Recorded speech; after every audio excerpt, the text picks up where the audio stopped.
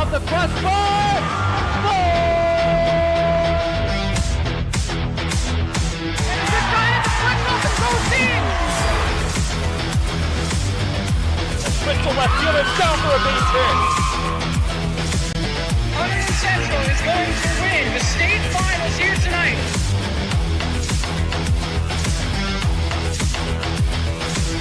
Mark it on the board.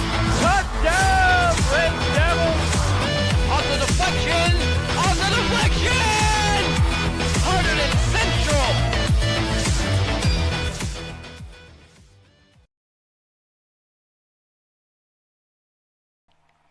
Hello and welcome to HCTV's coverage of Hunterdon Central Baseball. Today we have NJSIA First Round Baseball.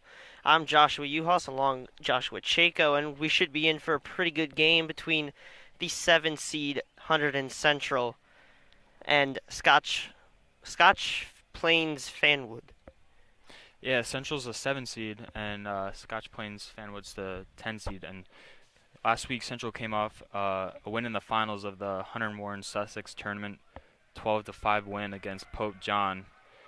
They just came off a loss 6-3 for South Brunswick, but might have been a bit of a hangover loss after celebrating the day before. And it should be a good game. Central's at home. Nice day out. Yeah, and unfortunately I wasn't able to find any stats on that game against South Brunswick, so not really sure what happened in that game, but I know in that Hunter Warren Sussex championship against Pope John, we actually saw Noah Baird pitch in that game. He pitched 3 1/3 innings, only gave up 2 hits, 3 runs, 4 walks, 6 Ks. So he filled in quite a few innings, and the starter, I believe, was James Scott. He went 1 2/3 innings, didn't give up a hit, no runs, 4 walks though. And to end it, there's been clips of all over everywhere, including Instagram, on Twitter, of Ryan Lindari closing out the Hunter Warren Sussex championship as everyone just started to storm the field, and it was just a great moment to see, and they'll start to chase the NJSIA in the state tournament. Yeah, as you said, Baird pitched in their win, and he is pitching today. I was told that he might have around a 65 pitch limit, which means definitely going to see some action from the bullpen today. And those innings are crucial, especially down the stretch. Yeah, and you have to think that's saving him for the future games, kind of just planning ahead. Obviously, you're not guaranteed to move on, but you always want to kind of plan and make sure your pitchers are ready without ruining your chances, which I think it's smart, keeping him under a pitch limit, but still letting him work how he needs to. Yeah, and he's seemed to be great this year. He's had a 1.14 ERA, 41 strikeouts in 7 games, which is amazing. I mean, he's been getting what he wants. One problem has been the walks, but if he keeps that under control today, he should be doing good. And then some, as I said, action from the bullpen as this game is just about to underway.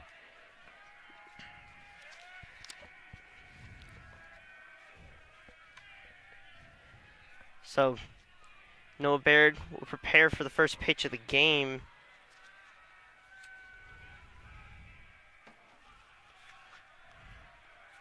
Facing the leadoff, Jack Sponhelmer. First pitch is a ball.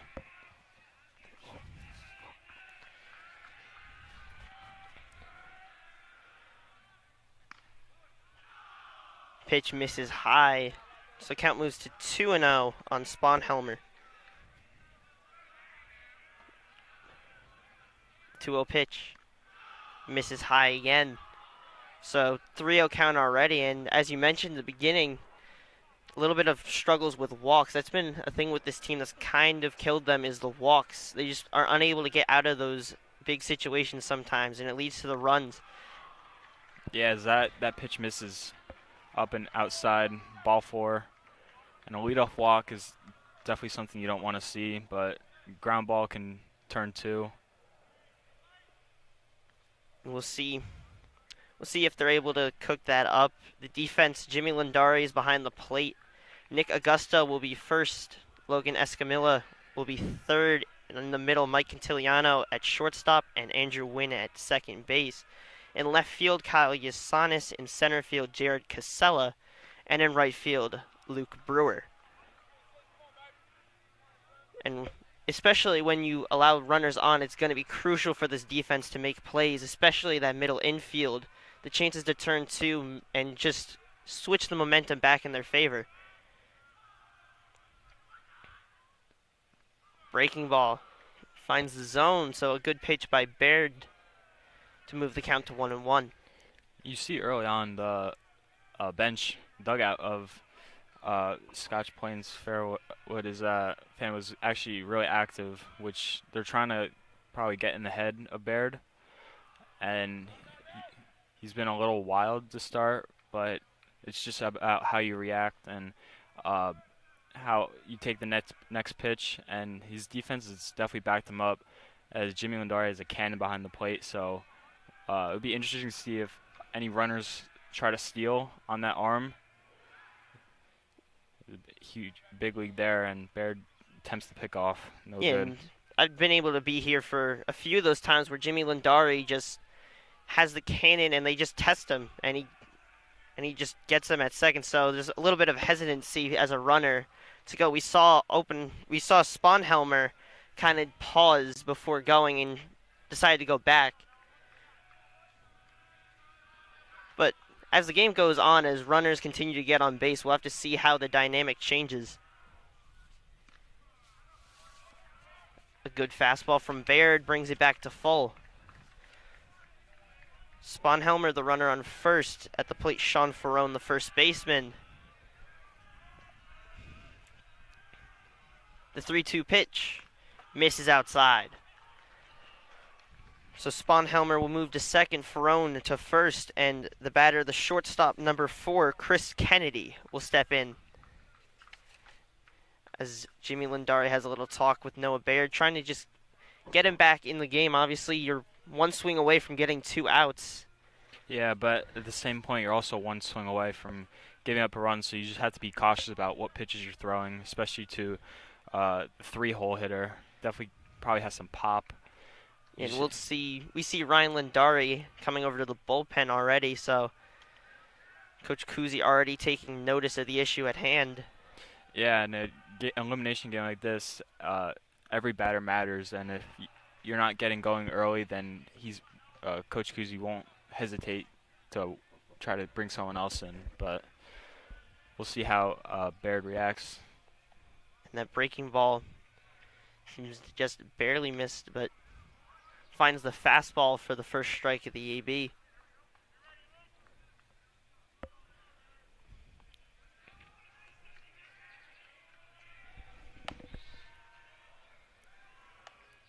The 1-1 to Kennedy. Misses high. Count moves to 2-1 now, as Baird struggling with a little bit of control issues. Sponhelmer on second, Ferrone on first. Kennedy, the batter, 2-1. The pitch, swing and a miss. Powers the fastball by him, and you got to imagine that Bear's going to try and look for that pitch as long as he's in the game. Yeah, I've seen some of the games he's played, and that pitch is definitely one that he utilizes, and definitely is his strikeout pitch. So we see the runner, but that one hit Kennedy. So bases loaded now, as Coach Kuzi will come out to talk with Baird, as he's struggled to start. Obviously, Sponhelmer now on third, Ferrone on second, Kennedy on first, and the cleanup hitter, the catcher, Anthony Malta, set to come up. Struggling to find the zone so far. You got to imagine he's got to try to at least find the zone, but you can't give a pitch to hit, especially with the bases loaded. Yeah. So you got to be really cautious with how you pitch around him. Especially against the cleanup hitter. That last batter was crucial to get out, and it looked like Lindari had a chance of throwing the runner out at third if that pitch didn't hit the batter.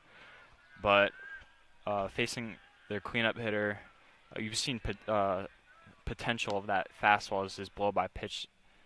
A good breaking ball there. Looks like it missed just high once again, so unable to really get that call on the breaking ball. The pitch to Malta. Misses up and in. So falling behind the count once again. Obviously nowhere for the runners to go, so a walk will bring in a run.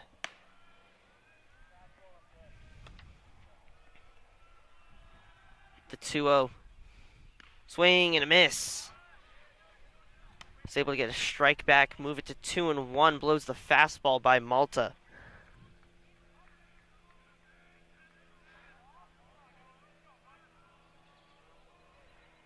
The pitch.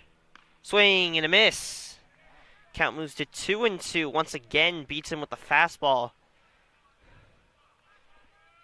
It's now a 2-2 count. Obviously a force at every base. See the corners in, obviously. A swing and a miss. Baird with the strikeout. A great job by Noah Baird. Just powers the fastball by Malta. I believe all 3 strikes were just him powering that fastball by him. Yeah, crucial at-bat there. Used his fastball to his advantage. And Lundari finished his bullpen session, so we'll see if Baird is able to get a ground ball, maybe turn 2. Get some of his confidence back. Maybe see Lundari later in the game instead of sooner. Yeah, and I'd imagine it's probably, if Baird can get out of this without giving up too much, maybe if he only allows like 1 or maybe even 2, he may get like the next inning to work with. But it really is just dependent on how Baird is able to bounce back. But he's already fallen down 2-0, so we'll see if he can work it back like he did against Malta.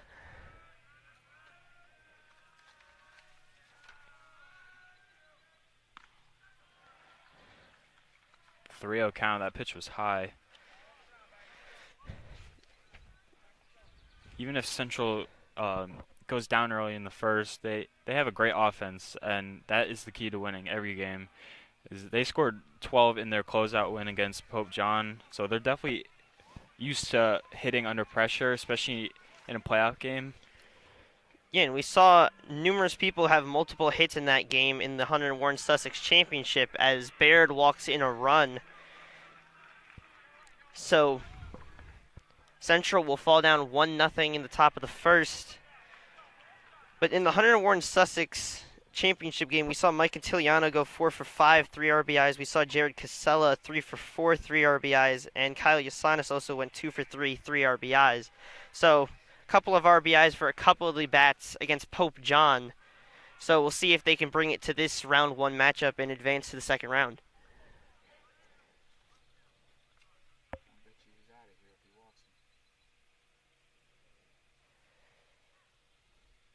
So Andrew Wynn has a little bit of a talk with Noah Baird. Yeah, just probably trying to calm him down because his control to start has not been the best, but we saw his 42 strikeouts now in the season. When he gets that fastball rolling, it's hard to hit him. Just got to work on that control a little bit. As he found the zone with the fastball there, so count moves to 1-1, bases still loaded.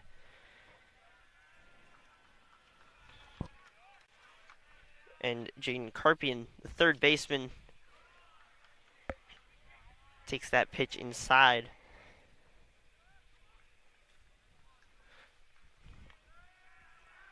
So crucial set of at-bats. As Baird blows the fastball by him, moves the count to 2-2. I wouldn't be surprised to see him go to the fastball again this pitch. No hitter has been able to even touch the fastball yet when he's thrown it in the zone. So yeah, that fastball's been really good. Just the control on the fastball's been a little bit off. That one's fouled back. And we've seen him mix in the breaking balls early in the count, and the control issues have been a lot on the fastball, it seems. But it's also his best pitch, so if he's able to get it in the zone, he's able to power it by him. But the challenge is to get it in the zone, especially with bases loaded. So 2-2 count on the third baseman. That one's lifted foul again. So good fight from Jaden Carpian, the third baseman. Put in a bases loaded situation. On deck is the pitcher Evan Doyle, who's also DHing today. Fastball blows it by him, so the second strikeout of the day for Noah Baird as he tries to limit the damage. Ooh, that fastball is pretty much unhittable. The two pieces of contact were made were late foul balls, and see that is just a strikeout pitch. And it seems that this last batter he's gotten his control back a little bit. Is that pitch is just a little too high, but his fastballs definitely seem to have the most control out of the pitches he's thrown. The breaking ball has gotten a few strikes, but his fastball is definitely his redeeming pitch. Pitch once again misses high, so a little bit of problems bring the fastball down as the count moves to 2-0. We've seen most of his fastballs have missed high, so the hope is that he's able to bring it down, get out of the inning, only giving up 1. As he gets the fastball in, moves the count to 2-1. We'll see if Scotch Plains Fanwood's pitcher Evan Doyle can help himself out.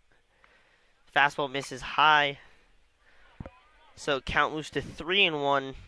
2 outs in the inning, bases loaded, and Scotch Plains Fanwood lead 1-0 in the top of the first.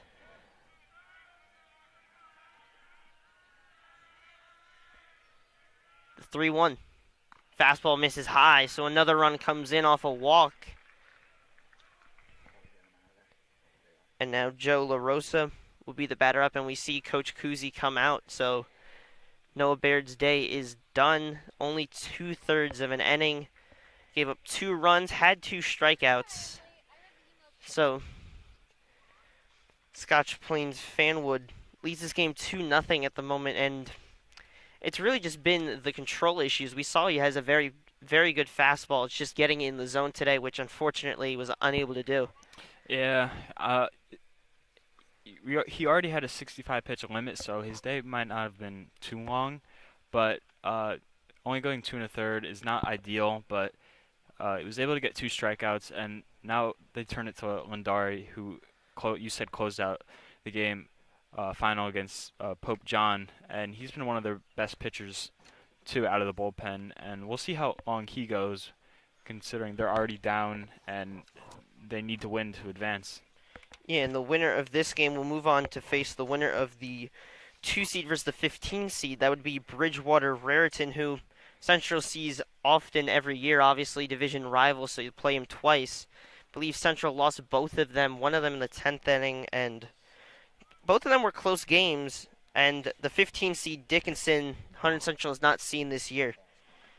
So, I mean, obviously you always hope for the easier opponent, as Bridgewater Raritan is one of the top teams in the state, but it's really out of your control, and obviously you got to win this game first.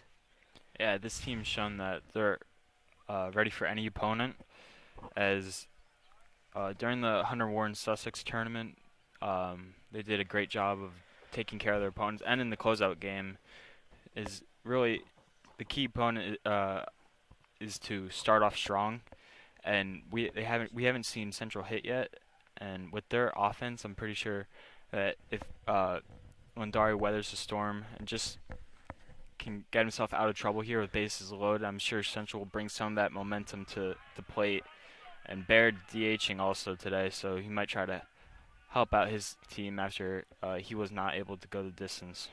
Yeah, and we've seen this team fight back. We saw there was some struggles against Watchung Hills the day that it rained, and we saw that they were able to fight back. When Kozak was able to come in and score because Martin Howell, the catcher for Watchung Hills, missed the tag and allowed for Central to basically fight back and eventually take the lead and win that game. So, obviously, you never want to start out down 2-0 before you even step in the box, but you got to work with what you have, as Lindari will look to get out of this bases loaded jam. Breaking pitch misses outside. There's 2 outs, force out every base, so main objective is just fielding it cleanly and just trying not to walk in another run. As this one's hit to left field, Yasanis getting 2 and making a sliding catch. What a play by Kyle Yasanis. is able to help Ryan Lindari get him out of the inning. And we got a great view. Obviously, we're right here in left center. Yeah, that was a crucial catch. If that ball got down, it could have easily been a 4-0 game, and that could have seemed to put Central out of reach. But that catch gave them a ton of momentum, and they'll definitely seem to bring some of that momentum to the plate. And you got to imagine that they're going to at least try to bring that into the bottom of the inning, because you're down 2 runs, and if you want to get into this game, obviously we've seen them struggle and kind of have problems getting back into games, but if they can get on Evan Doyle quickly here, should be a pretty interesting round 1 game. Yeah, and we've seen some of the games I've been to. I've seen that when Central faces a pitcher that maybe is a little wild, they tend to become way more disciplined at the plate, and which is huge because they generate a ton of walks doing that, just like how Scotch Plains Fanwood did in the first inning, where they were able to get a lot of walks against Baird. And being able to get all those walks helps. You don't have to worry about chasing all these pitches. You just have to have the bat on your shoulders, really. And you gotta score to win at the end of the day. You have to score to win. So having that principle in your head at bat will hopefully make it easier for them for their approach at the plate. And for the defense for Scotch Plains Fanwood, the pitcher, number 23, Evan Doyle. At the catcher spot, obviously Anthony Malta. At first base, we see Sean Ferrone. Second base, Ryan Cawley. Third base, Jaden Carpian. Shortstop, Chris Kennedy. In left field, Joe LaRosa. Center field, Jack Sponhelmer. And in right field, Ryan Canones. And as mentioned prior, the pitcher, Evan Doyle. As leading it off is the second baseman, number 16, Andrew Wynn. Following him is Mike Cantiliano playing short. And as we mentioned before, with the great play, Kyle Yasanis playing left field will bat third today. The cleanup hitter, Jimmy Lindari, the catcher. After him, Jared Casella playing center, Noah Baird, Luke Brewer, Nick Augusta, and filling out the lineup, Logan Escamilla. So 2 balls on Andrew Wynn to start this game, as Central will just look to get some base runners to start out. The pitch from Doyle misses outside. Count moves to 3-0, and I think the thing to monitor throughout this game is the energy from the dugout. We've seen it kind of falter with Central at times, and then takes a little bit to bring it back, but once they get that energy going, they start to rally. Yeah, and especially after every ball, they're chanting in the dugout. And Wynn's been an amazing leadoff hitter for them. And if he gets on a walk here, that one's laced between the shortstop and the third baseman for a single. So a leadoff single for Andrew Wynn to start out Central's bottom of the first. Great way to start. And now the always dangerous Mike Cantiliano, probably the best hitter on this team, and he's always a guy to watch. Yeah, would you believe it if I told you he's batting .529 on the season? Wow, it's crazy. It's a pickoff attempt. Wynn gets back.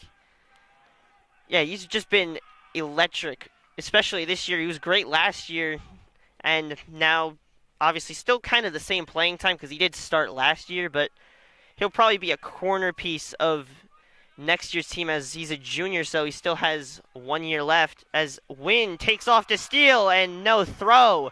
So Andrew Wynn will steal second. So a runner in scoring position already for Mike Cantiliano. He's 4 for 5 in the Hunter Warren Sussex Championship game. So just an incredible player. So Doyle gets that one in for a strike. The count moves to 1-1. And getting this run in is crucial. We've seen sometimes throughout the season that Central struggled to get those runs in, as that one's grounded towards short. Wynn will move to third. Cantiliano will not beat the throw, so a nice job on defense by Scotch Plains Fanwood. Jesus, I cannot say that name correctly, apparently. That grounder was almost beat out by Quintiliano, but he still moved the runner up to third. So it only takes a fly out or even just a ground ball to move the runner to home, and then you cut the deficit in half. That's something you want to see. And Yasanis hits this one to right field. So a single for Yasanis brings in Andrew Wynn, and RBI single brings it to 2-1. And you got to imagine that's thanks to Andrew Wynn starting out the game, getting that single, and then stealing the base with ease, allowing for Quintiliano to move him to third. yeah, I know Kyle's feeling great after that catch he made.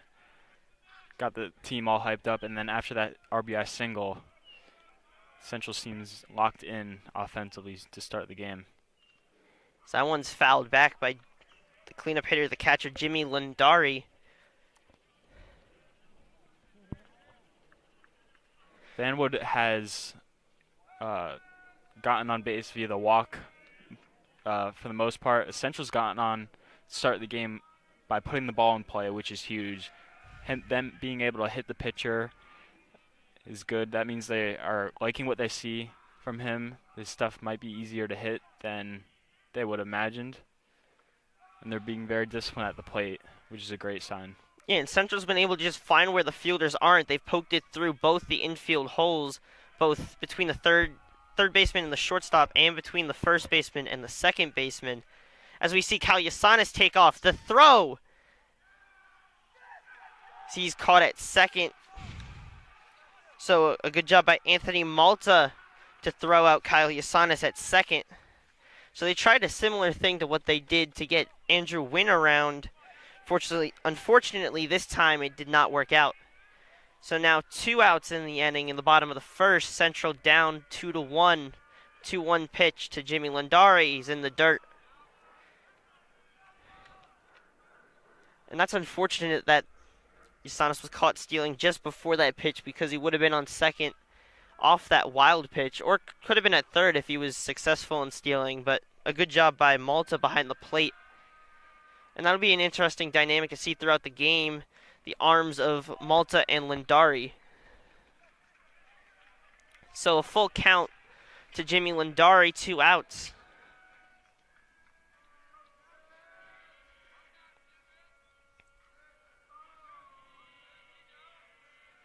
The pitch from Doyle. This one, lift to right center. That one will get past the center fielder. Lindari rounds first, heads to second. Rounds second, heads to third. And he will be up, or he will slide in for a triple. So a great hit by Jimmy Lindari. Also shows off the speed. And a huge hit by the cleanup hitter. Yeah, hit it to the deepest part of the park. Bittersweet, though, because we would have saw Kyle Yasanis score if he was not thrown out at second, but still legged out a triple, showing off his speed at the cleanup spot. And we'll now see, Jared Cassell will dig in. And we'll see Tate LaFerrera, the courtesy runner, at third.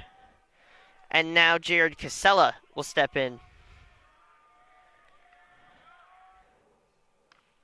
Fastball finds the zone for the first strike. And that's the momentum they needed, because they gave up those 2 runs off the walks, and they were unable to score here. Would have crushed the energy that they had, but they were able to come around, get a run, and even if they don't come around with this runner on third, it's still a great job by Central to get a run back. So this one grounded towards first, hits the base. It'll be a race to first, nobody there. Jared Casella will get an infield single thanks to the base. So tie game now. A great job by Jared Casella. A great assist by the first base. And Central will tie this game up at 2.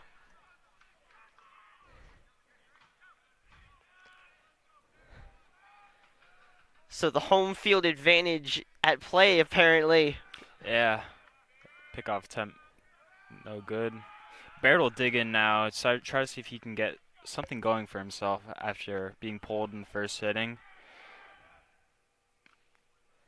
That pitch appears to have missed inside. So count 1-0. Jared Casella, the runner on first. Fouled back.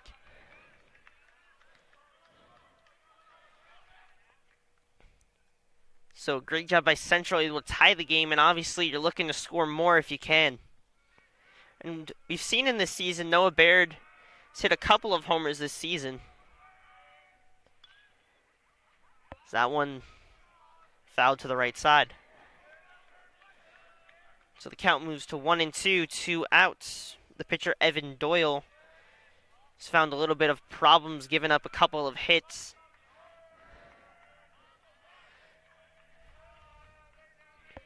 The pitch to Baird. Misses outside. Count moves to 2-2. And you got to wonder how each side will manage their pitchers. Obviously, you don't want to use too much, as there's not a great window between games, as this one is lifted to right. Right fielder will get under to make the play, but not before Central ties this game up at 2, thanks to the RBI singles of Kyle Yasanis and Jared Casella. Yeah, and the triple by Jimmy Lindari definitely sparked that 2-out rally after as soon as it was picked off at second, but we've seen Central lives off the energy from their bench, and they were able to capitalize when Casella hit that ball off the bag at first base and able to tie the game. Yeah, and that was just a great job to bounce back. Obviously, it was unfortunate getting caught stealing, but the triple by Lindari really, as you said, sparked the dugout back up, and it allowed for Jared Casella to get that RBI single and bring him home. Yeah, we'll see how Lindari does in his first full inning of this game. It was able to weather the storm a little bit, got put in a pretty unfortunate situation, but we've seen for him this year, we're hoping for him to go a little deeper into this game since Central already dug into their bullpen pretty early. Yeah, and we'll have to see what they do with some of their pitchers. Obviously, Augusta usually using starts, so he, depending on how Lindari's day goes, probably won't see him. We may see your brother Alex Chaco. We've seen him in big spots throughout this season. Yeah, Ravi Varma pitched last game following their loss. He's also been great for them coming out of the pen.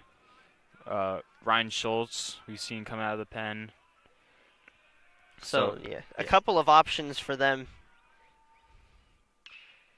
As this one singled to left field, Yasanis will get it cleanly, throw it in, but a good hit by the second baseman Ryan Colley to start out the top of the second.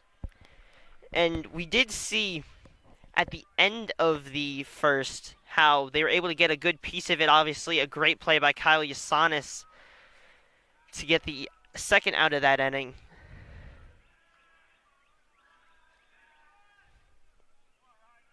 Yeah, and it's never ideal to give the first guy the leadoff hitter anything to get what he wants, but it's just how you bounce back after that. We saw it in the first inning. Baird gave up a leadoff walk, and second inning here, Lindari gave up a single. Actually, I believe the Yasanis one was the last out of the inning, right? Yeah, it was. So we'll see if what Lindari can do. Obviously, the runner on first. Pickoff attempt. Colley will dive back. Top of the order, Jack Sponhelmer. Obviously led off the game with a walk. Shows bunt, pulls it back. The back pick attempt is low. Good job by Augusta to keep it close enough for the runner to stay at first.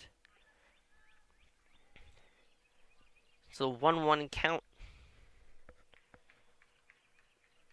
to Jack Sponhelmer. The runner on first, Ryan Colley, after the single that got past Catiliano. The pitch Shows bunt, puts it down. Fall foul, so 1-2 count now. And obviously, you still can't count out the bunt, but obviously the batter has to be cautious because if you bunt it foul, it's an out. Yeah, we'll look to see Sponhelmer swing at this pitch, and we'll see what pitch Lindari goes to. We haven't seen his really strikeout pitch yet, but interesting to see if he goes to the breaking ball or fastball. Goes to the fastball, and that one's fouled off to the right side.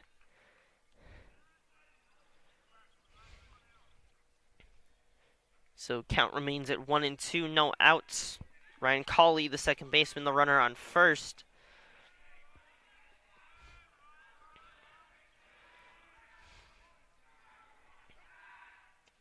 Back pick attempt.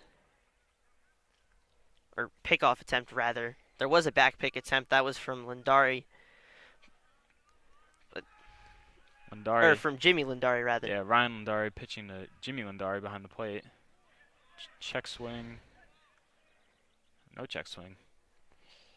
So count moves to 2-2.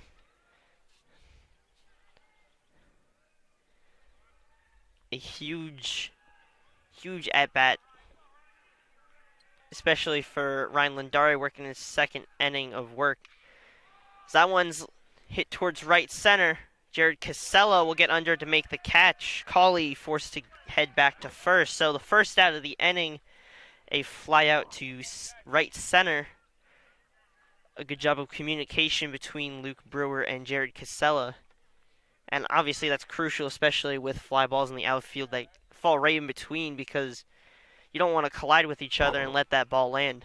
Yeah, especially that part, which could be almost the deepest part of the park. Good communication there. As this one hit to left field.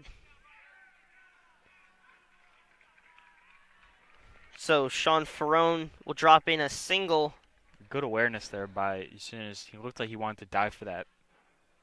Yeah, dive for it like he did in the first inning, but was able to stay in front of it. It didn't look like he had a good enough opportunity to make that diving catch. Was able to stay in front of it, and if he would have went for that attempt, that could have gone past and scored a run. So, thinking on the fly, good job there by Kyle Sunis. Yeah, and it's always a tough one because in your head you really want to make that diving play, but it's too risky. So, a good job to play it smart and just let your pitcher try to work out of it.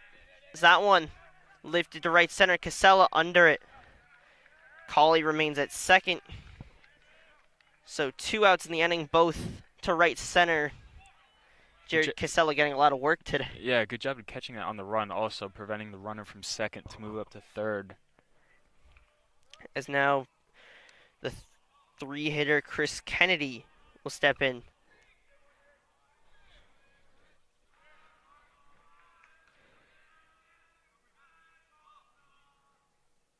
Pitch misses high.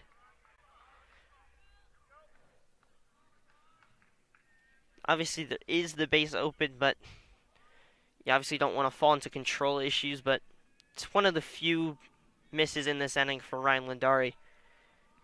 Yeah, he's definitely had his control, or he's had his control the entire outing, but his control this inning has been crucial, as we saw what walks can do to this team. Swing and a miss there off the high and in fastball. And obviously, Scotch Plains fan would have gotten a piece of a few. They've gotten a few hits off of a little bit of missed pitches, but also some good job on defense, good communication to not make an error and give him an extra base or even give him an extra run. As that breaking ball finds the zone. And it's also key to note that the strike zone today by the home plate umpire seemed to be pretty wide, not a really tight strike zone where you're forcing to throw it in just at really small zone. So umpires been really lenient with some of the pitches, as that breaking ball was in for a strike and 1-2 count. That one lifted to right field. Luke Brewer tracking it will make the catch. So some good job to make the routine plays by Jared Casella and Luke Brewer. And Ryan Lindari, after allowing runners on first and second, is able to work out of it for his first full inning. Obviously came in for Noah Baird in the first, so game remains at 2-2 as we head to the bottom of the second. So a lot of twos. Yeah, and giving up no runs in that top inning is crucial because now we saw from Central last inning definitely will carry over into the next inning. Fanwood definitely lost some of its momentum. Central hasn't lost a step, so it'll be interesting to see how their offense continues facing the same pitcher, unlike the other team.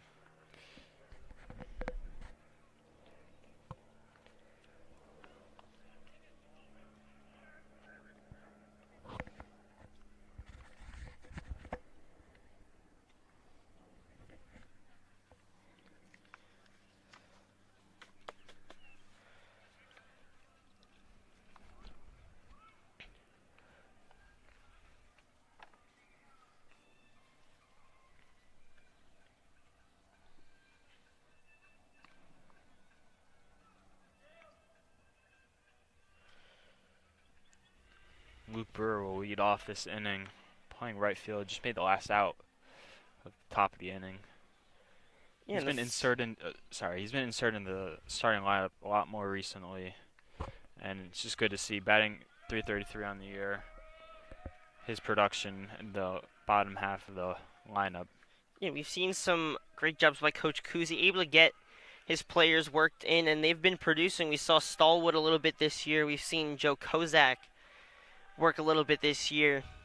So it's a good job to kind of keep a rotation, but still keep a winning team together. Obviously, a really strong team all around. Yeah, it just shows the depth of this team, and that they're able to pull anyone out from the bench, and they'll be able to produce. And that's especially big in the state tournaments because those swing players start to come up and start to remain with the team as the games are basically deciding your season, as there's no other games other than these state games.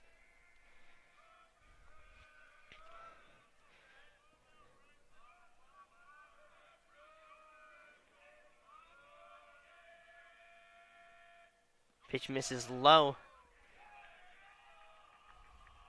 Central would be back here again if Dickinson was able to pull the upset on Bridgewater Raritan. However, Bridgewater Raritan being the 2 seed would be the home team against either of these teams here today. Yeah, that home field advantage is crucial, as you have the fans backing you up, your own dugout backing you up, and just have home field advantage. You know what some of the, as Brewer strikes out, some of where hops will be in the infield. You know how to play your own field, which is crucial, and hoping for an upset, so Central will be back home for the next game. And especially for infielders, it's always tough to read the bounce of an infield because sometimes the infield's a little bit rough and kind of takes some high bounces on you, so you kind of stay back a little bit.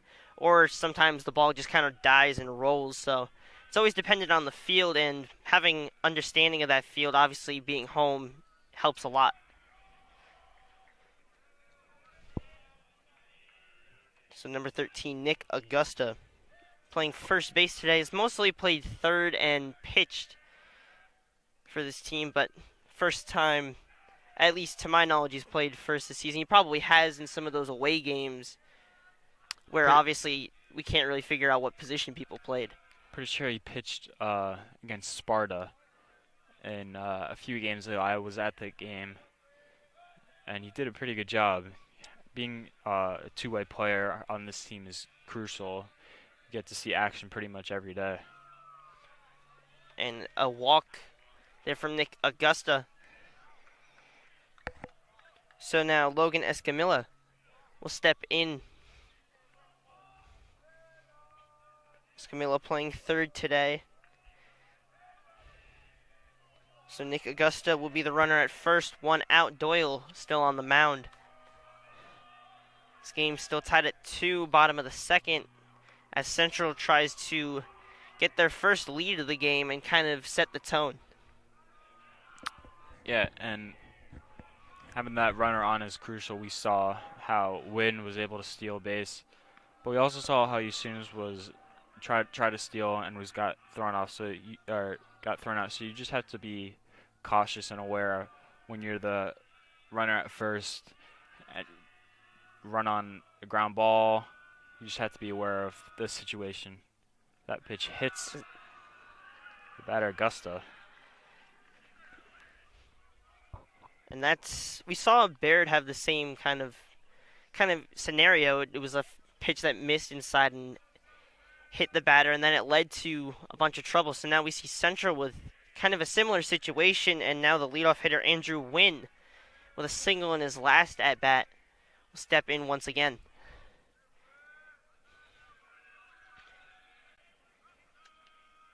The pitch from Doyle misses outside.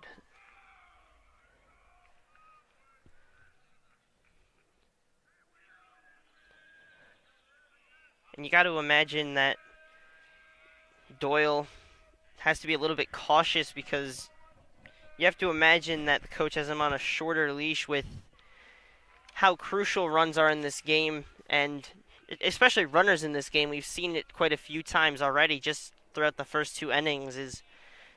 There's been a ton of runners on base through either walks, hit by pitches, or just base hits. So we'll have to see how the pitchers and coaches attack it. Yeah, we've seen what Central's done with runners in scoring position. Also to note that pitching's a lot different in the this tournament style format, so it's not what you're used to seeing. Pitches, there's pitch limits on what the pitchers can do. The more pitches you throw, the more days you have to have rest. So we might see a shorter leash, because that pitch is wild and both runners will advance. Both in scoring position. That's crucial now, as we've seen Wynn in his contact ability, being able to put the ball through the hole. So a poke here can potentially score 2, depending on this exit velocity of the ball.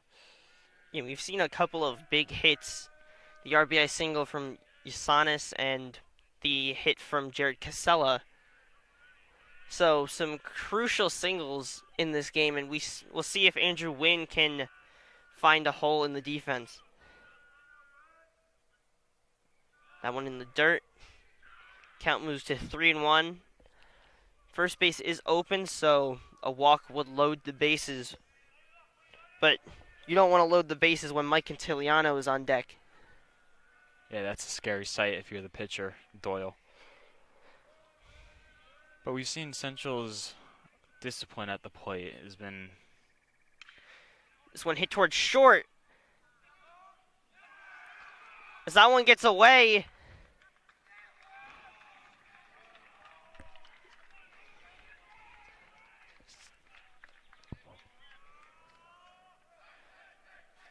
Seemed like Escamilla got hit in the back with the throw. It was a great job by Kennedy to stop it, but the throw seemed to catch Logan Escamilla's back. The run it comes in to score. So now runners on first and third, and Central takes their first lead of the game, leading 3-2. As you mentioned, Cantiliano's up at bat, one of their arguably their best hitter. So we'll see his approach at the plate. The runner on third. Don't really want a ground ball, because that could still be a double play with 1 out. Yeah, and that would give a lot of energy back to Scotch Plains Fanwood.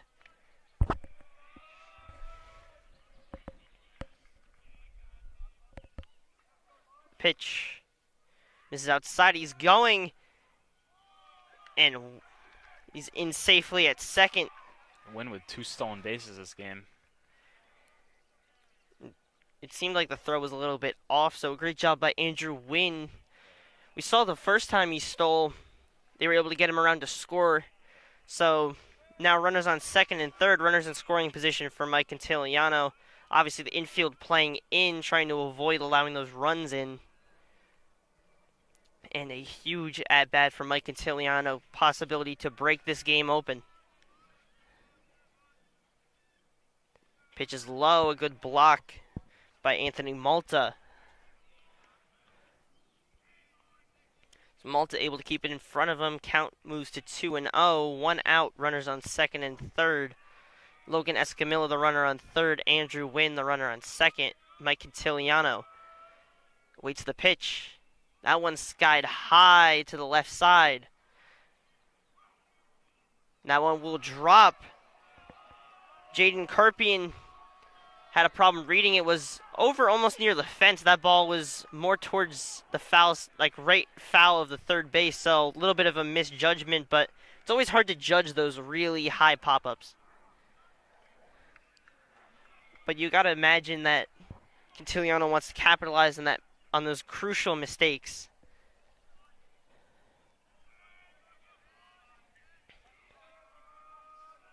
The 2-1. Misses in the dirt. Another good job by Malta. Keep it in front of him. So the count moves to 3-1.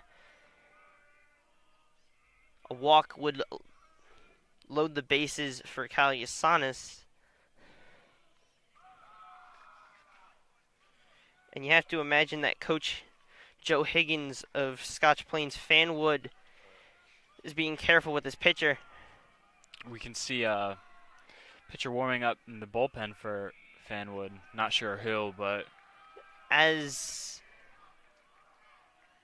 not sure what happened, but Quintiliano will get the base. They maybe go for an intentional walk.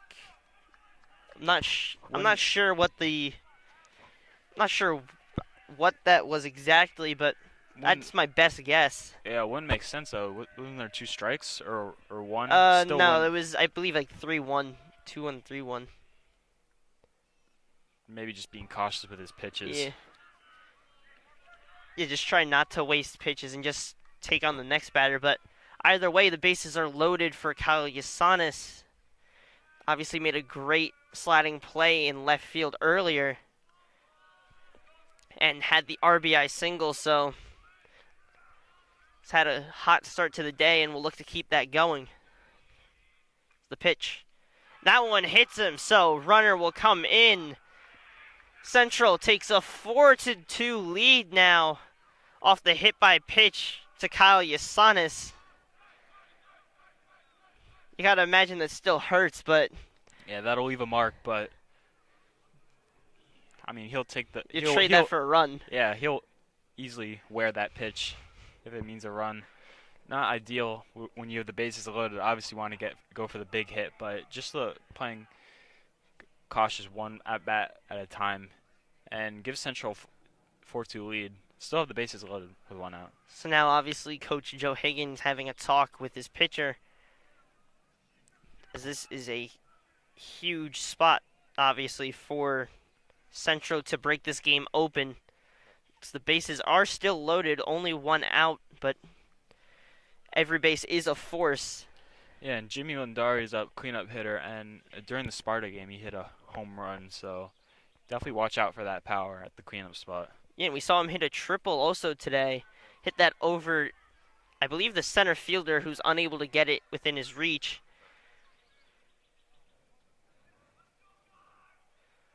So now Jimmy Lindari, the catcher,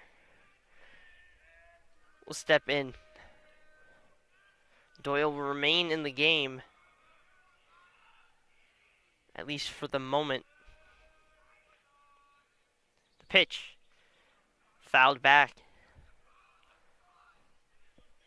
So challenging him early with the fastball, fouled back by Lindari. So count is 0-1. Bases loaded. Andrew Wynn, the runner on third. Mike Quintiliano, the runner on second. Kyle Yasanis, the runner on first. And the cleanup hitter, Jimmy Lindari, will take that pitch low. Count moves to 1-1.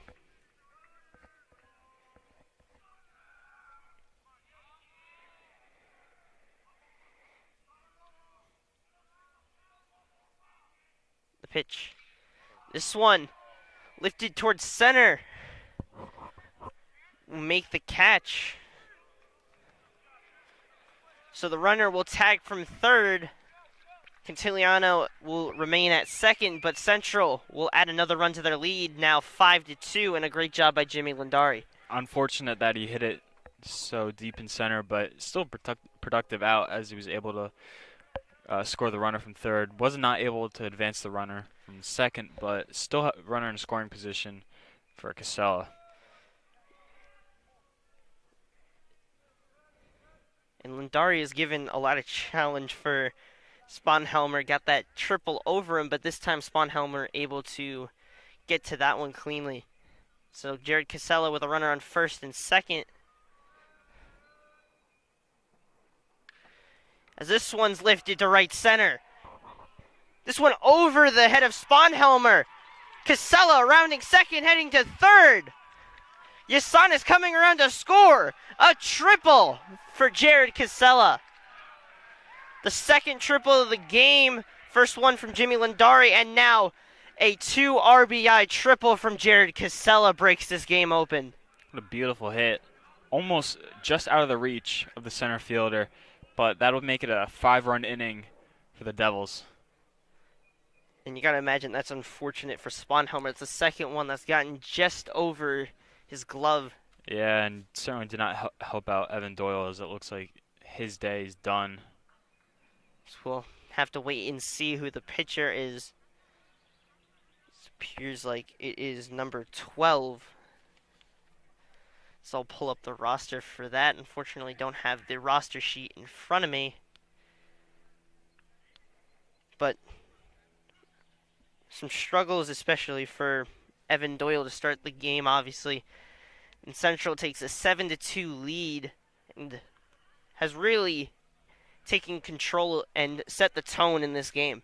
Yeah, they just live off each other's energy, and when one person produces, another person produces, and then it just spirals. And we've seen them scoring runs a big bunch in their Hunterdon Warren Sussex 12-5 win against Pope John, and now scoring 7 in the first 2 innings, by the way. If they're able to continue to shove on the mound and not be able to give up any runs, we could be looking at a potential mercy rule. So I do not, that's the roster on Ninja.com does not have the numbers, so unsure who's on the mound, but I don't think the Central team really cares as long as they can continue this offensive onslaught. Yeah, but still interesting to note, a new pitcher comes in, just throws off the hitter sometimes, facing new speeds, pitches, but this team can definitely adapt and hit at the plate, so it'll be interesting to see. As that one grounded past the shortstop of Chris Kennedy. So another run comes in. A great job. An RBI hit for Noah Baird. A great hit there, just out of the outstretched glove by Kennedy. Able to balloon the lead to 8-2. And Kennedy's had a lot of work. Was able to get to one of them, but his throw went off the back of Logan Escamilla. Yeah, that seemed to have sparked that rally in the beginning of the inning, and Central's just been building off of it ever since. So now, Luke Brewer, playing right field today, will hit this one to right center. That one will drop.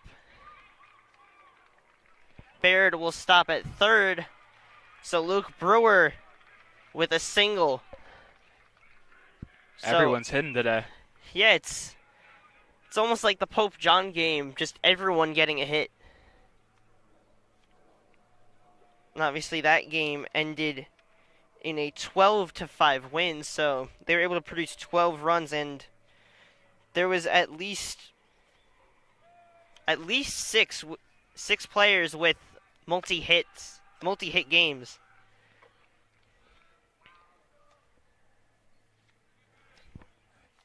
So now Nick Augusta will step in with a runner on first. That pitch misses low. Obviously, a little bit of a different arm slot, a little bit of a lower one from number 12. It kind of reminds you of like uh, Paul Sewald windup, but As taking off the throw, and he is safe. So a great job by Luke Brewer to steal second.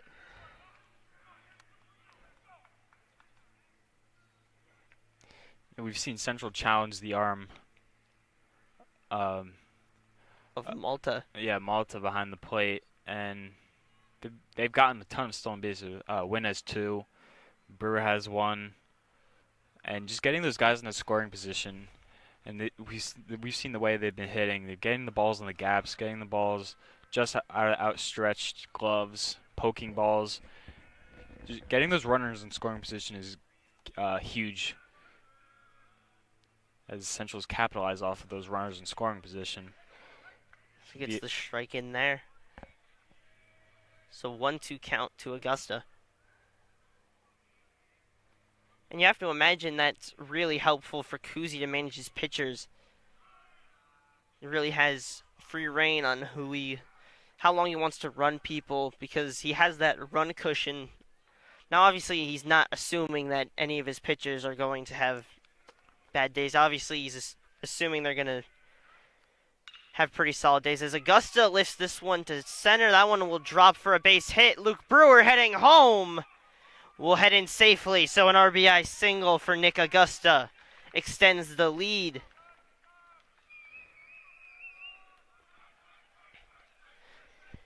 How about an 8-run inning? Yeah, it's quite a difference from how that first inning went. Obviously, the first inning wasn't bad per se. They did get 2 runs, but just an amazing job from the offense. And you mentioned how strong this offense is for Central. Yeah, they started this game off down 2-0, and being able to put up 10, it just shows that they'll never back down from being down in the score, and just got to credit all their hitters today, as they've all been producing.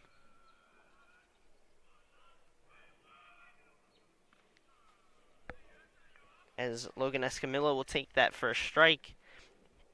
And obviously with baseball, you never know when that could happen. Obviously, Central just went on a huge rally, but you never know when it can kind of turn on them. Game's never over until it's over.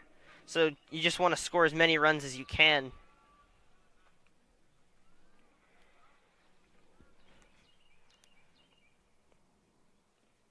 Pitch finds the zone, so count moves to 2-2, 2 outs.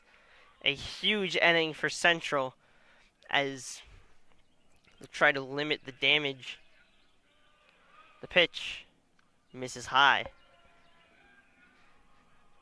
So now a full count on Logan Escamilla. It's the top of the order. Andrew Wynn is on deck.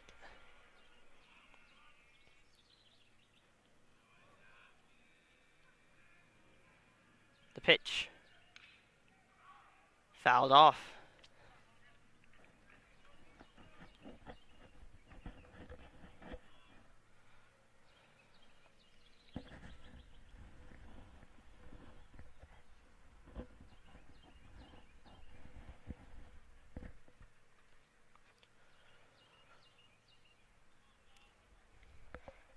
So Escamilla will enter the box again. Full count, 2 outs. And Nick Augusta, the runner on first. He takes off. Swing and a miss from Escamilla. That one gets by Malta. The throw will get him at first, but not before Central puts together an 8-run bottom of the second. Definitely a lot more breathing room from Lindari getting back on the mound. It had a bit of an extended rest. Like you said, Central put up 8 runs, but he definitely has less pressure on him, on his shoulders this inning. But still, just because you're up doesn't mean you can take anything less serious. You still have to do your normal routine and everything, try to get a quick inning and have Central score more runs. Yeah, and the hope for Central is to hopefully try and rest your arms, try and get to that mercy rule point. Now, I believe the mercy rule won't kick in until, I believe, the 4th. Yeah, 4th or 5th, I'm not sure. Might be 4th.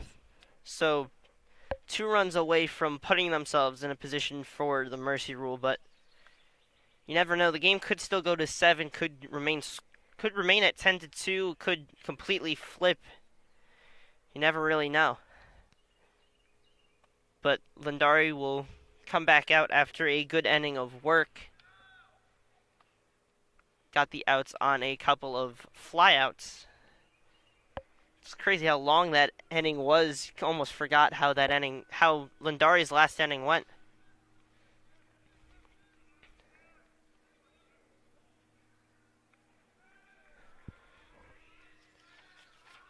So Scotch Plains Fanwood will finally get their chance to respond in the top of the 3rd.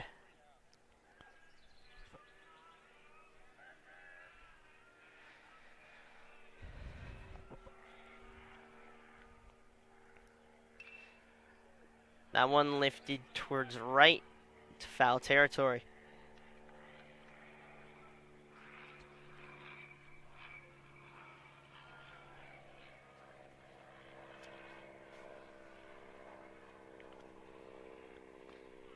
Pitch in for a strike.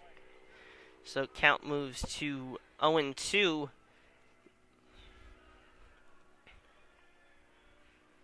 Pitch in the dirt. Check swing. They say no go. They say no go, so count moves to 1-2. Almost seemed like the field umpire wasn't really paying attention. That one misses high. So count moves to 2-2. That one lifted to the right side.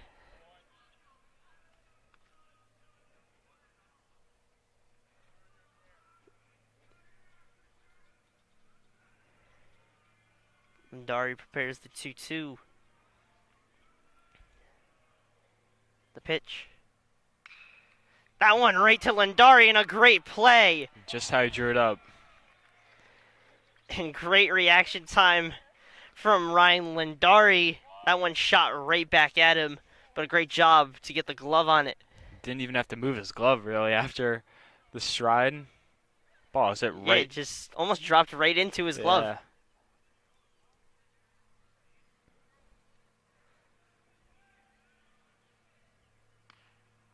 So in a way, a quick out for the first out of the inning.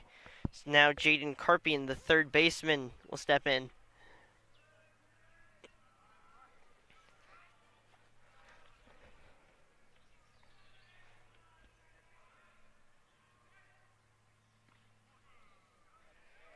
It's the fastball in for a strike. So a good job by Lindari.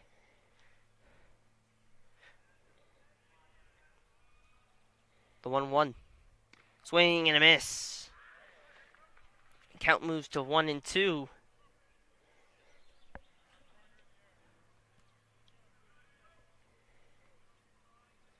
The pitch from Lindari. Breaking ball gets him for the strikeout.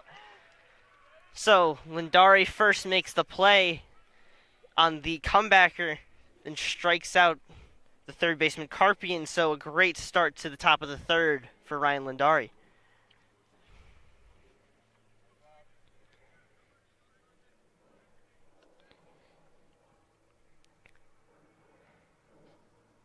Now Evan Doyle, that one's popped high but foul.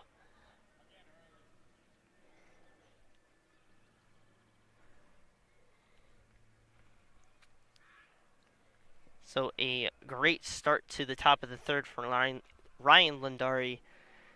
Almost had the letters mixed up, almost said Lion Rundari. So 2 strikes, 2 outs. Central leading this game 10-2 in the top of the 3rd. That one Somehow fouled off.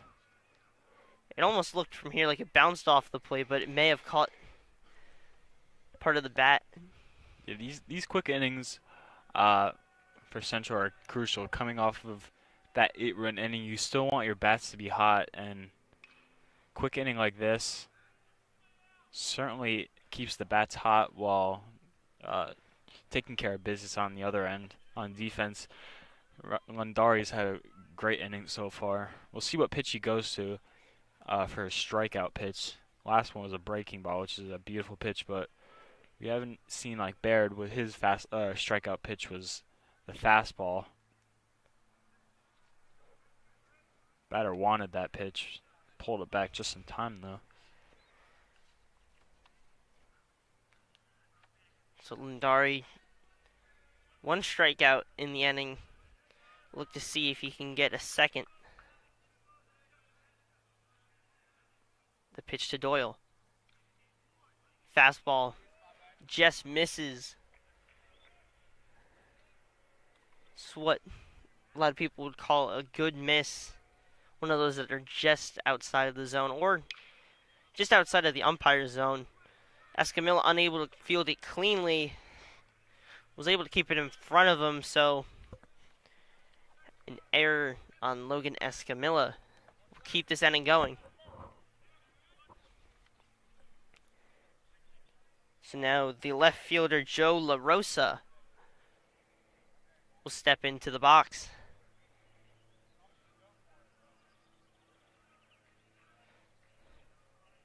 So Lundari with a runner on first, 2 outs in the inning still. Like a half swing from La Rosa.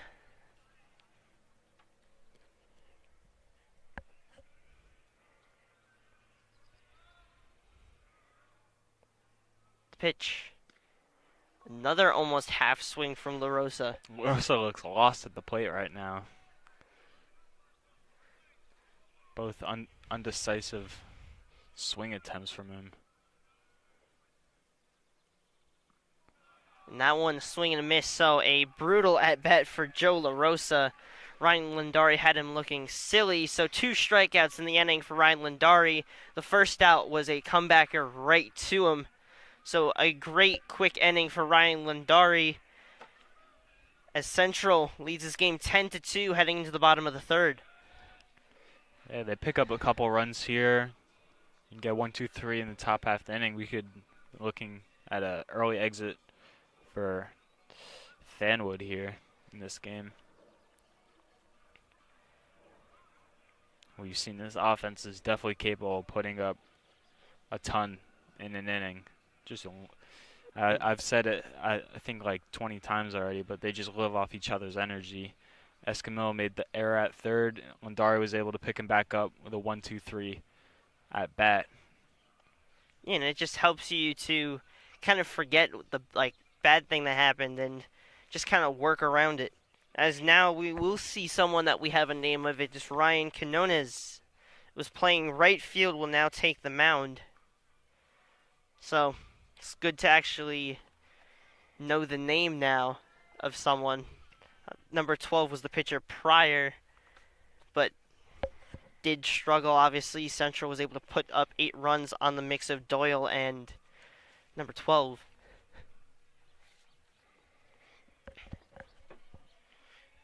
So we will actually see Ryan Cawley move to right field, or move to left field rather. Sponhelmer still in center. So a little bit of defensive changes for Scotch Plains Fanwood. But a huge spot, obviously top of the order for this bottom of the third. And obviously seeing a new pitcher would be a little bit different, but Central's shown that it doesn't really matter that it's a new pitcher. We saw them keep the rally going even when there was the pitching change when they took out Doyle. So we'll have to see how Central starts out this bottom of the third. And they have a real chance to just put this game away. As Brewer will led off last inning, I believe. Hard to remember after that long inning they had last inning scoring 8. Pretty sure he led off last inning. Looking to add to his productive day. So we'll see what the top of the order can do. Obviously, we saw Wynn start out the game with that single, then the stolen base. So a chance to get this inning going. Pitch from Quinones. Misses high. So the count moves to 1-1.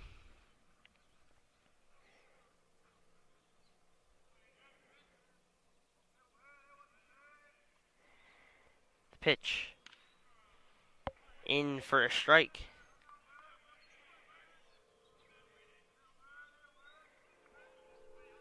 So the count moves to 1-2 on the leadoff hitter, Andrew Wynn.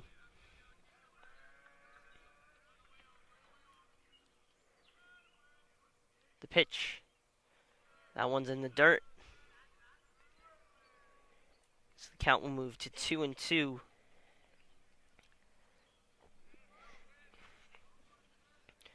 And we've seen more of the struggles pitching-wise for Scotch Plains Fanwood has been the hits. It hasn't really been the walks that have caused the problem. It's just the crucial hits like the triples from Jimmy Lindari and Jared Casella, and some very helpful steals and just singles and hits. Yeah, you got to give credit to Central too, because they're knowing where to put the ball where the fielders aren't. Last game against Sparta, they were able to generate a lot of walks. So, still generating some walks, but having it with hits too, like they did against Pope John, as you said, like 6 multi-hit players, or 6 multi-hit games for players is crucial. They know where to put the ball where the fielders aren't. So a full count now to Andrew Wynn, Mike Tiliano, the batter on deck. And a great take by Andrew Wynn. Quinones tried to catch him with a breaking ball, but no chase. So now, the shortstop Mike Quintiliano will step up to the plate. Will be interesting to see if Wynn will steal another base. He already got 2 on the day. Certainly not afraid to steal. We'll see. We'll see if he challenges Malta again. Now Malta did show he has a pretty solid arm, as we see Wynn fake the steal. That one misses for a ball. Even though Malta's been beat twice, he appears to have a pretty solidly strong arm. He's able to throw out Kyle Yasanis, and it was a close play on that Luke Brewer stolen base.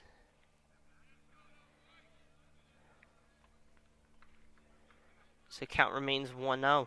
The runner on first, Andrew Wynn, Mike Quintiliano at the plate. The 1-0 pitch, Wynn taking off once again, faking the steal. So, a little bit of base running work from Andrew Wynn, getting in the head of Quinones and Malta. The pitch misses outside.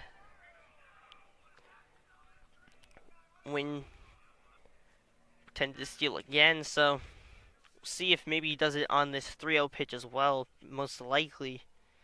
Or we'll see if maybe he does take off. Will not. And Quintiliano will take a walk. So a good job by Mike Quintiliano to take the walk, and a good job by Andrew Wynn to work around the bases and just kind of get in the pitcher's head. Doesn't even have to advance the base himself. Yeah, and him getting in the head of the pitcher, Quinones, led to a walk, and now runner in scoring position. Also, we have seen time after time what this team does with runners in scoring position. It's almost like you're just Quinones is just praying that these runners do not go on second, because it almost seems inevitable that they will score in this game. So now, Kyle Yasanis, pitch misses up and in.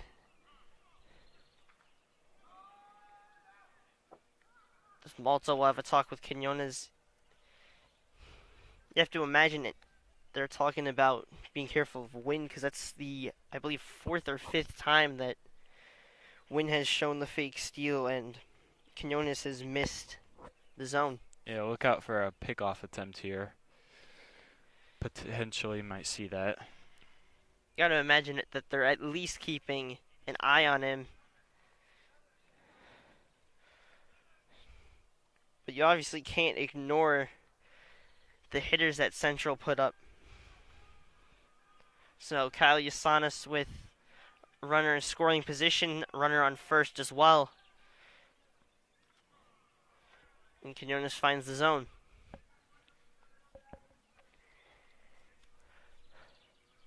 You have to imagine that Malta just wanted his pitcher to get his focus back onto the batters. Pitch misses high, so 3-1. No outs in the inning.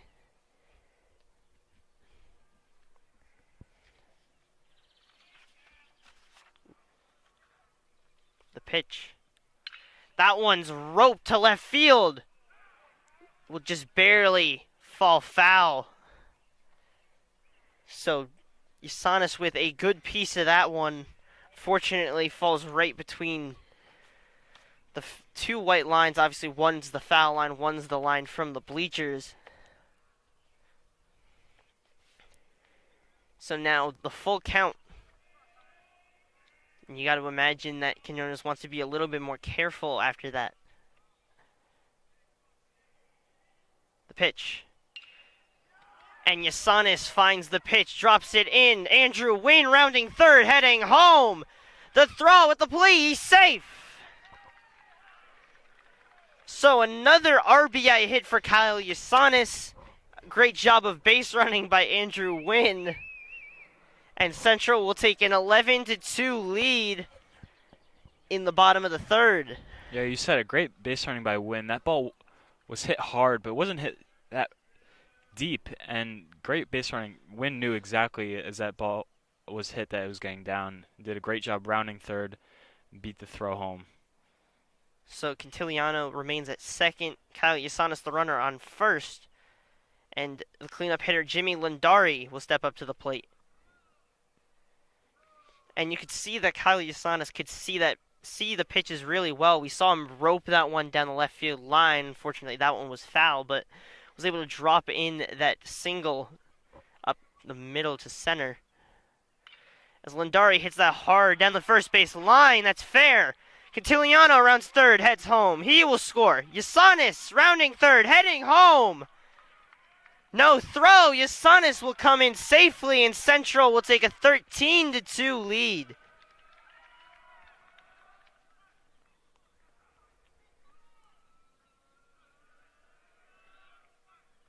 So another extra base hit for Jimmy Lindari. We will see the courtesy runner. It will be Tate LaFerrera. So now Central with an 11-run lead, now set with the mercy. And their objective is just to keep it and end this game, make this game shorter than it has to be. And that'll be extremely important for just keeping the team and the pitchers rested for the future rounds. Yeah, we'll see. Definitely see Lindari go another inning, and it's important that, well, obviously the game's not over yet, but looking like Central's going to come out with the win, and it's important to carry all this momentum into the next game. I know most likely it won't be a home game, but carrying all that momentum, getting great hits this game, getting pretty much everything to go their way. You want to keep that same energy coming next game. And we will see some work in the bullpen. It will be, I believe, Jacobus will be, as that one's roped by Jared Casella to right center. That one will bounce into the wall. Tate LaFerrera coming around, heading home. An RBI double for Jared Casella extends to a 12-run lead. So a great hit there from Jared Casella. One hop to the wall. And now we'll see a talk from Coach Joe Higgins for Scotch Plains Fanwood.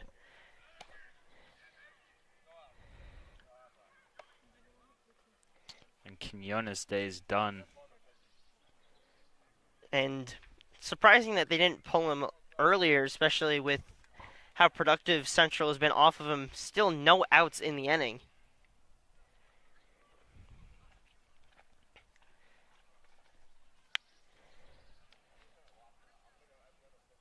So I'd probably imagine that they may want to rest Lindari and probably bring in Jacobus just to kind of close it out. Because I'm not exactly sure how many pitches Lindari's at. Obviously, required amount of rest.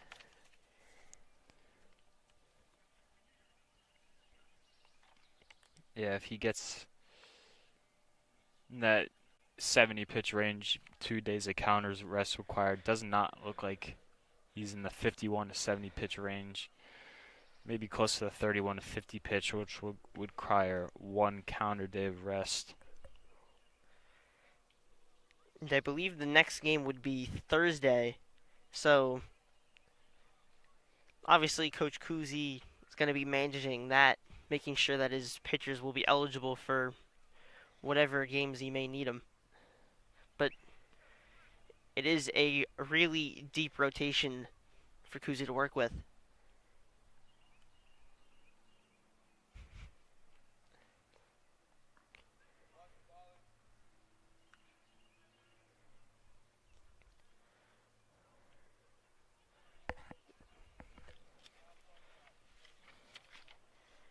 So coming into pitch, I believe, is number 21, Ryan Colley.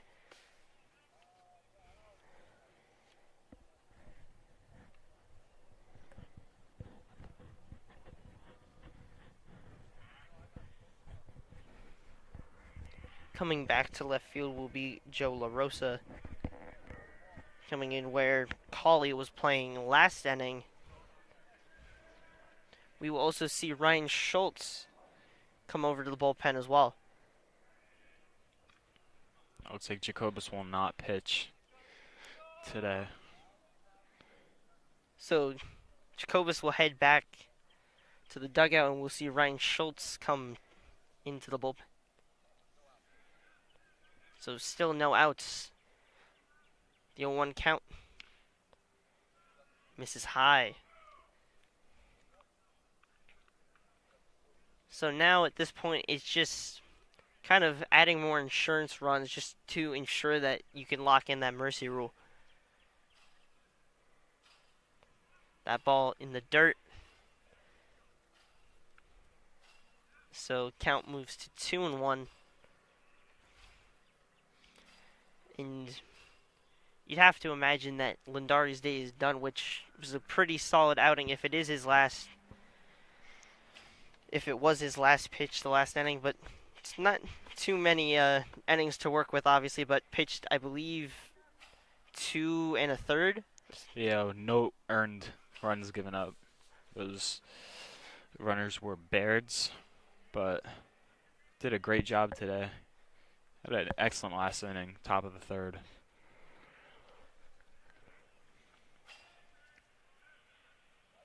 The pitch to Baird.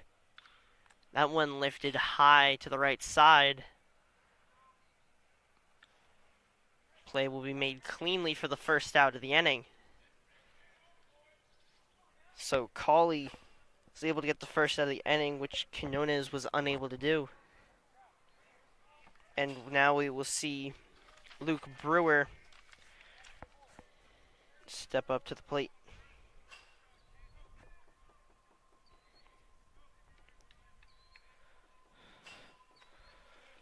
The pitch. Fouled back.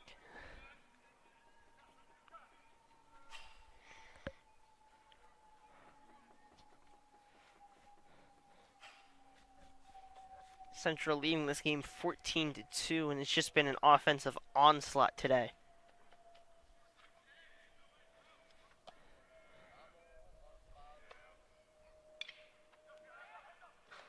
That one bounced high. Almost hit a fan. Yeah, and just just the way that the field is kind of like configured, there's like a little dip, so it kind of tends to bounce right into the stands. So you always really have to be on the watch when you're in the third base side. Especially with the showing today. A lot of fans here for Central. A lot of the support.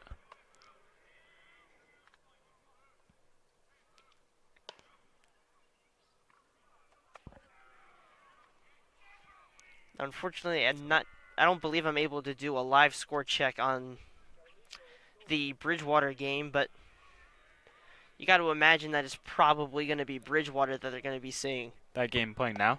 Yeah, I believe all the games started at the same time at 4 p.m. My old town actually is playing division rival of Central's. Edison's facing Watchung Hills. So, and that's the matchup above their little section.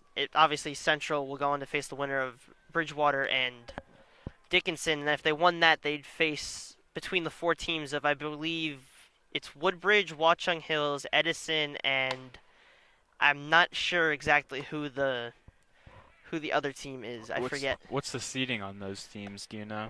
I believe Edison is the 6th seed, Watchung Hills is the 11th seed, and then obviously Bridgewater is the 2 seed because Ridge got the 1 seed all the way at the top of the bracket. I'll see if I can pull that bracket up.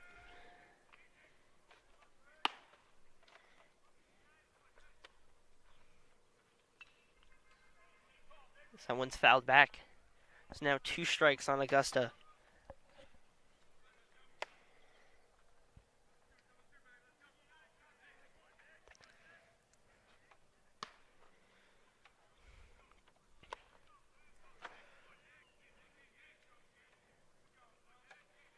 So Woodbridge's opponent is actually Bridgewater's game is over. They beat Dickinson 20-1. Wow. So it'll be Bridgewater who will be home in the second round. So the winner of this will head over to Bridgewater on Thursday. And a massive win from Bridgewater Raritan as that one's bounced towards second. Play made cleanly. And a good job to get out of the inning, but not before Central extends their lead to a 12-run lead as we head into the top of the 4th.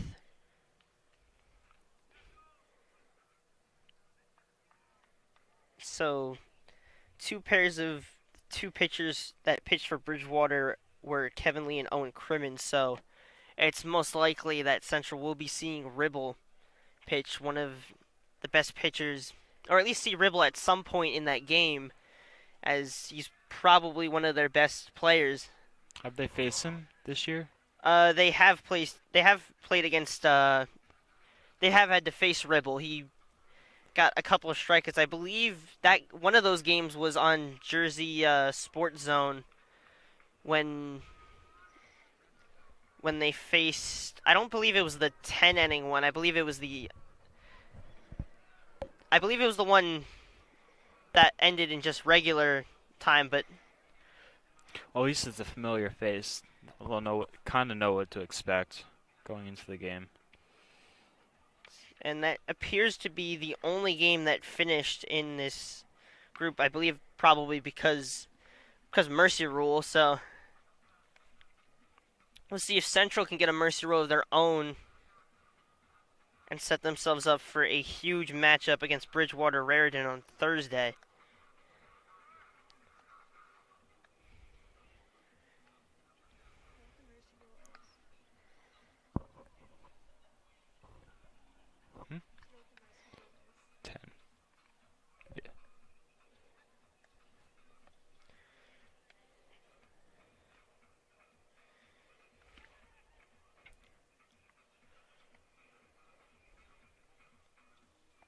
Yeah, it was a 4-2 loss at home not the last time that they played, but when they played here was the last time that they saw Corey Ribble. He had 5 strikeouts.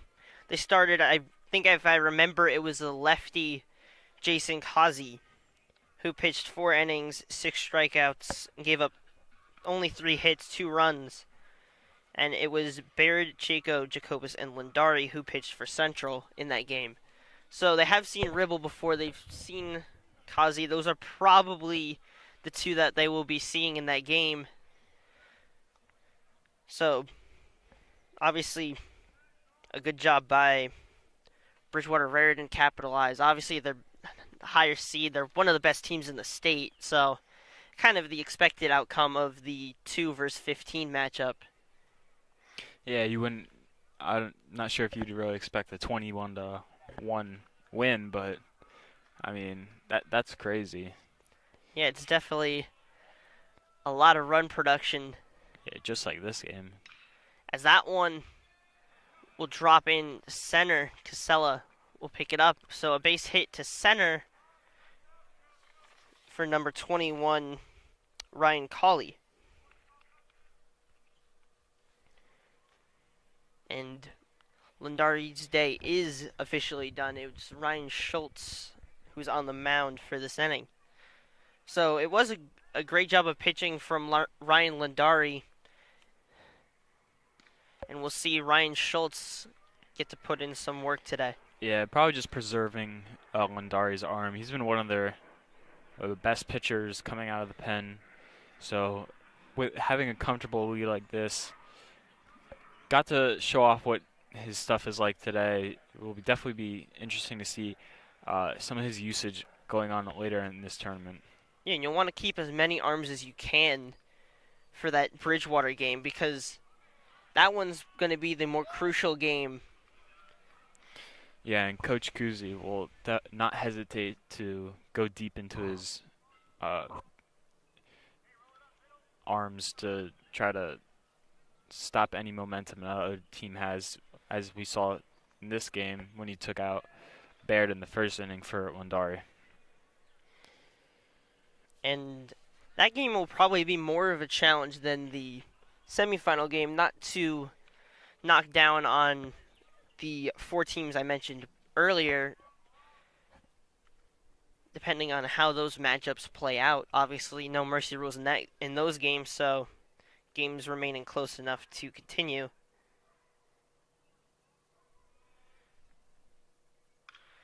That one grounded towards first, but foul.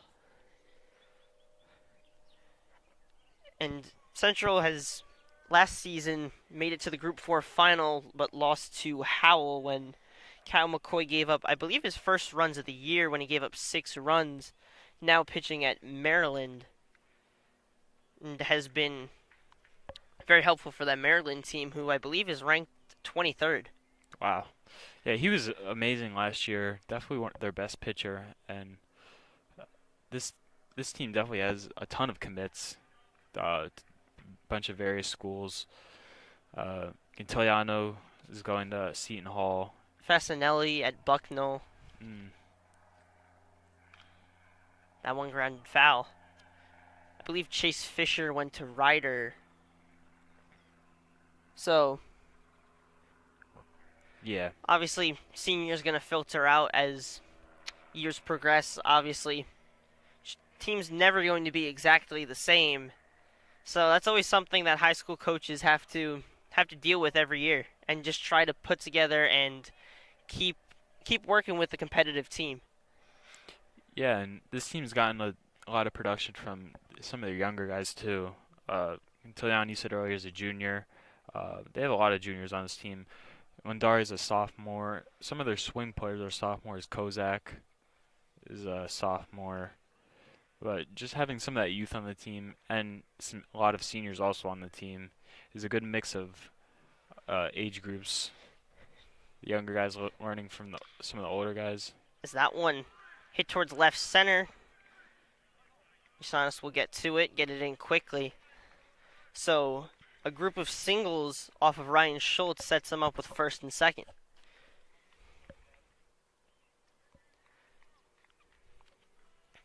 So Central leading 14-2 1 out in the inning.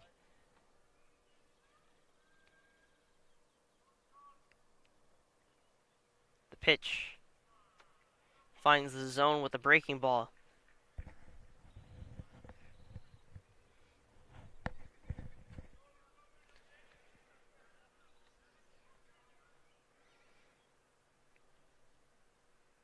The pitch from Schultz misses high. So count moves to 1-1. Cawley the runner on second. Also a runner on first. Cawley forced to head back.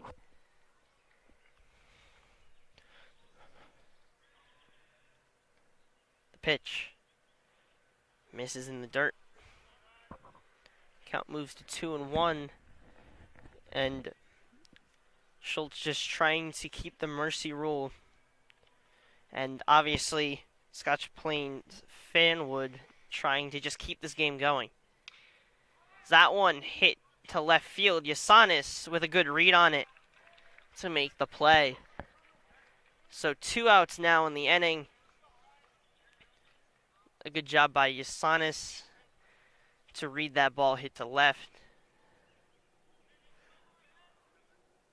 Almost seemed like it was like a bloopy kind of thing. Always hard to read those. You don't want to overcommit. Yeah, we've seen Easton did a great job this game. Obviously, he's catching the first inning. Also had another one the next inning where it looked like a ball he could have dove for, but decided not to, get the ball in front of him. Just having those split-second plays, being able to read them is crucial. He's done a great job with that today. Yeah, and it's the combination of great pitching, great hitting, and just smart defense. Obviously, there was one error in the game that was Escamilla, but it was just he was able to keep it in front of him, so it wasn't the most costly error. Obviously, that one was hit. The ball hit towards Escamilla was hit really hard.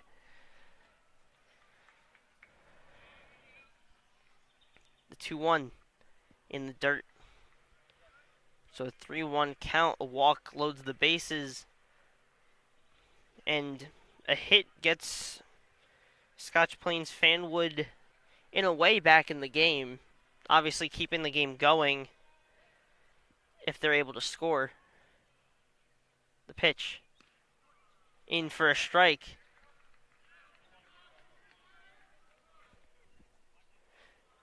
So a full count now.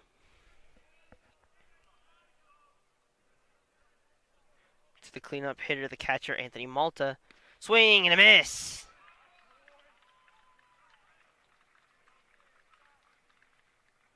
So a great job by Ryan Schultz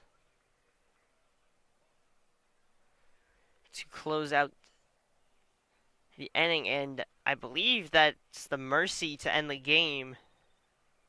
Not sure exactly. I believe it might have to go one more inning. I believe it has to be the completion. I think it has to be the completion of the 4th.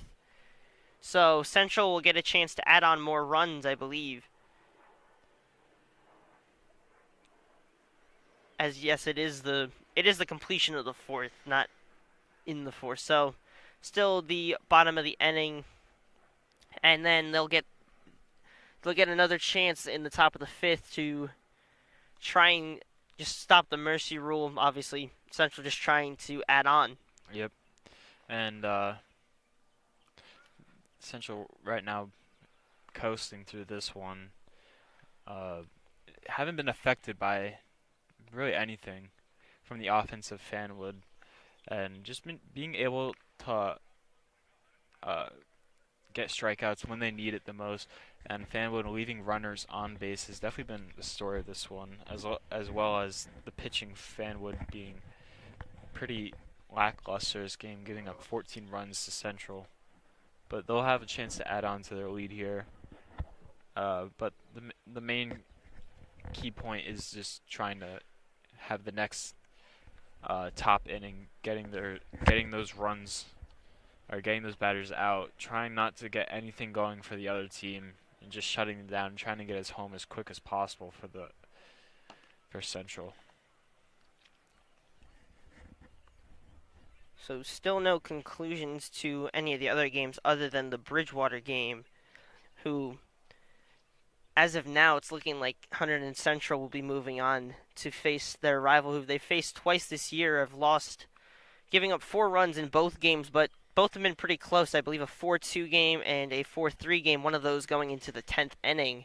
So, obviously really tight, close games, 2 really good teams, and obviously that game should be interesting, assuming Central can hold on. And past that, obviously, as I mentioned before, it's the winner of the set of 4 between Woodbridge and JP Stevens and Watchung Hills and Edison. So we probably won't see the results of those until an hour or 2 after this game concludes, especially since this game is most likely going to end in a mercy rule if it remains how it is. That one lifted high, foul on the first base side. Ferrone will make the catch for the first out of the inning.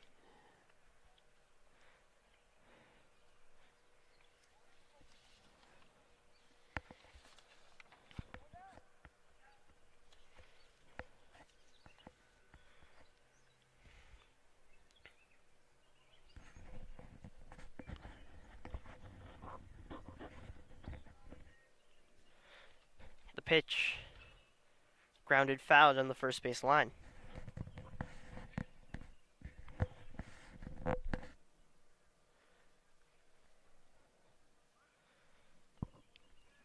So the Cantiliano waiting the 0-1 pitch. Pitch misses outside. Central holding that 14-2 lead, that 12-run lead over their opponent, and it's just been a really strong day for them. But you have to imagine that after the game they see that score from Bridgewater Raritan. But it is also to note that it's a heavily lopsided matchup as Cantiliano lifts it high to center, make the play. So 2 quick outs for Scotch Plains Fanwood.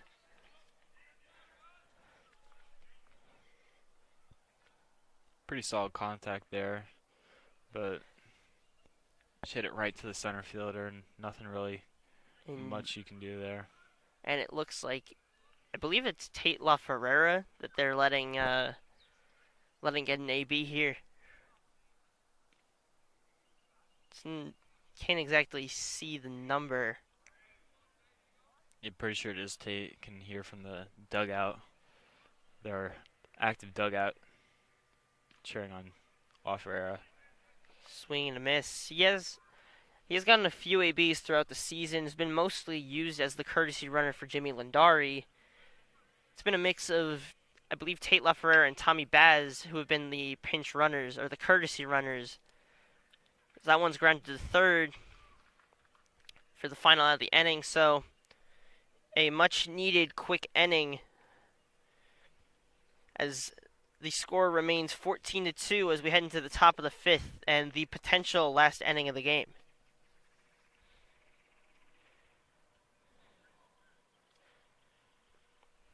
You'd have to imagine Schultz will be heading out for another inning of work. Yeah, certainly not gonna waste another pen arm trying to close this game out. Schultz did a pretty good job in the last inning. Got a few runners on, but getting those 3 outs is the most important thing, and he was able to do that. Really did not let that get to his head that he let a few runners on.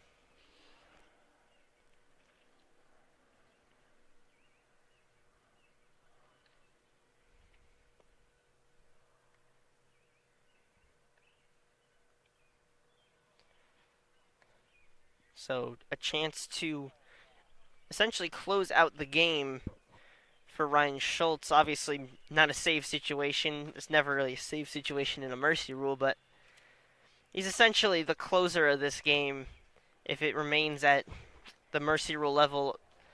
So a 2-run cushion basically to work with for Central. They give up 3. This game will continue. 2 or less, and Central will win this game and move on to face Bridgewater Raritan.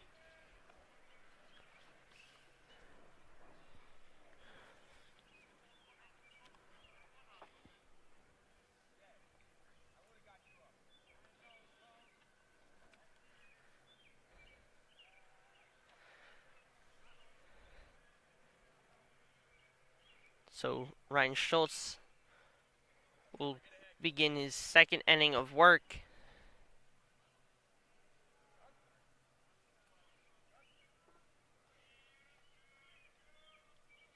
The pitch. Grounded towards short. Fielded by Cantiliano. Throw to first. A good job on the routine play by Mike Cantiliano for the first out of the inning. So now falling down to their last 2 outs, potentially, of the game.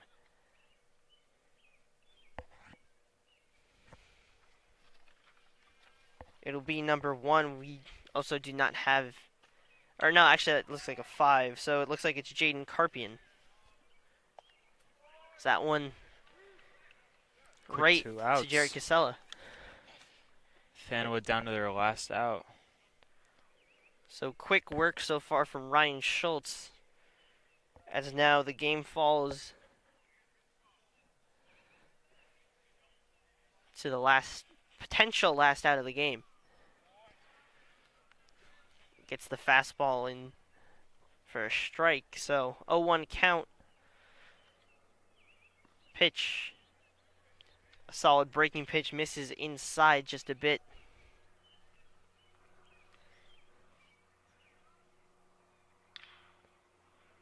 That one's fouled down the third base line, hit one of the lawn chairs. And now Fanwood down their last strike. See what pitch Schultz goes to close out. Pitch. Grounded towards short. Cantiliano fields it with the backhand. The throw is off. Augusta unable to pick it.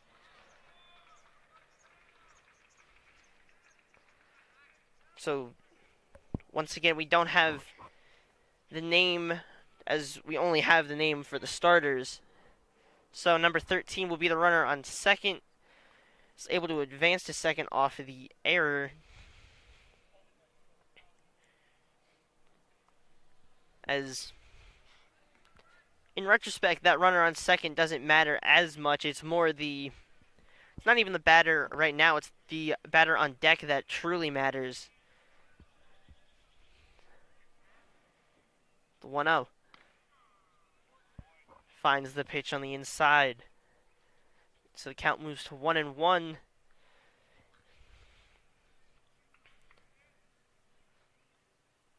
The 1-1. Fouled off. Count moves to 1-2. Once again, down to their potential last strike. Don't forget that Central started this game losing 2-0. So you got to credit their pitching also. Giving up 2 in the first. It seemed like that trend would continue. Lindari did a good job of coming in, weathering the storm, shutting down their offense.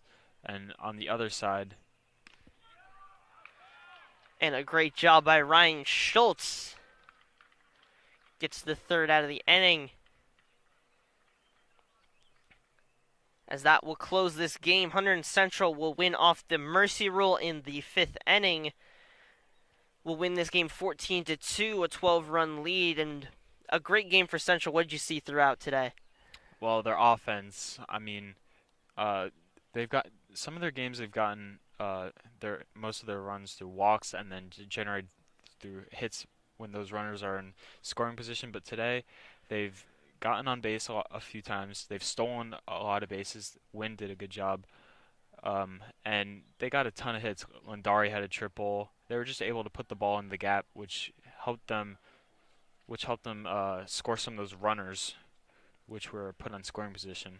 So that'll be it for our HCTV's coverage of Hunterdon Central Baseball. I'm Joshua Uhas alongside Josh Chayko.